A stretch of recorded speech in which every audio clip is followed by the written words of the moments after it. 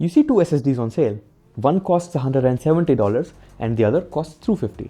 Thinking they have the same specs, you could go for the cheaper one. As you start filling up the cheaper drive, you'll start to notice that your expensive computer is starting to stutter like an old laptop. With this decision, you might be saving a few dollars, but buying a lot of regret down the line. Now the difference between the two drives is very well hidden from the average customer. The cheaper one has no DRAM as opposed to the other one. Why does it matter? Think of your SSD as a huge library with many aisles. The SSD with a DRAM has a librarian at the front desk with a master map. When you click to open Chrome, the librarian looks at the map, sees exactly which shelf the file is on, and grabs it in milliseconds. This is what makes all the difference. The DRAM-less SSD does not have a brain like that. It has no librarian and no map at the desk. To find your file, the SSD controller must go into the aisles, find the book that contains the map, read it, and then go find your file. In a brand new empty drive, you might not notice the delay, but as that library fills up and gets messy, the time it takes to find that map is what causes your system to stutter and lag. Now there is a modern workaround that these budget drives use to hide the fact that they don't have a librarian on site. It's a technology called HMB or host memory buffer. Essentially, the SSD asks your operating system, "Can I borrow a tiny slice of the main RAM you already have installed?"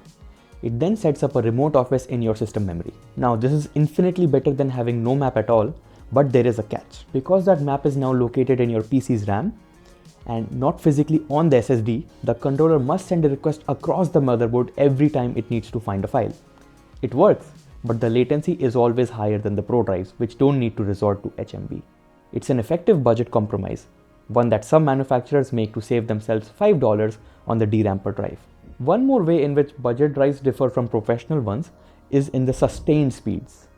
I won't go into much detail about this right now, but they use SLC caching, which makes both the drives have comparable speeds for small file operations. But the budget ones slow down immensely when it comes to large files.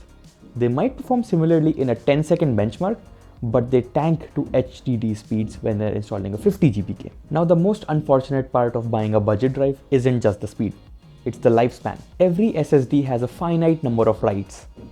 Think of every storage cell in your drive like a piece of paper. You can write on it and erase it, but only so many times before the paper tears. The Pro drive uses its onboard DRAM like a notepad. It only writes to the permanent storage when it's necessary, preserving the paper for your actual data. The budget drive is in a tough spot. I mentioned HMB, where the drive borrows your system RAM. You might think, doesn't that act as the notepad? Your system RAM is volatile. That means the moment you turn off your PC or it crashes, everything in that borrowed RAM vanishes. Because of that, the budget SSD can't trust your system RAM for permanent records. Every time you save a file, the drive is forced to write and rewrite its map directly onto the storage cells. This leads to a phenomenon called write amplification. On a budget drive, for every 1 GB of video or photos you save, the drive might be writing 2 GB of data internally just to keep track of itself. On a smaller 500 GB drive, you have very little space to spread that wear and tear. You are effectively burning through the total life of your drive twice as fast as a Pro user. You saved $80 today, but you're paying for it in drive health every single time you hit save. If you're strapped for cash and you need a secondary drive just for your Steam library or bulk photo storage, a DRAM-less SSD is a smart move. Here's why. Things like gaming are mostly a read operation. You install the game once, and from then on, the drive just has to read that data to load in your levels. It isn't constantly rewriting background logs, update files, or system caches like the OS drive does.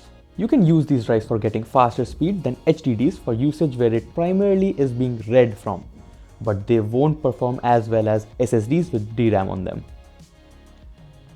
I hope you liked this video and found it helpful. Let me know in the comments if you'd like me to go more in depth about storage devices. See you in the next one.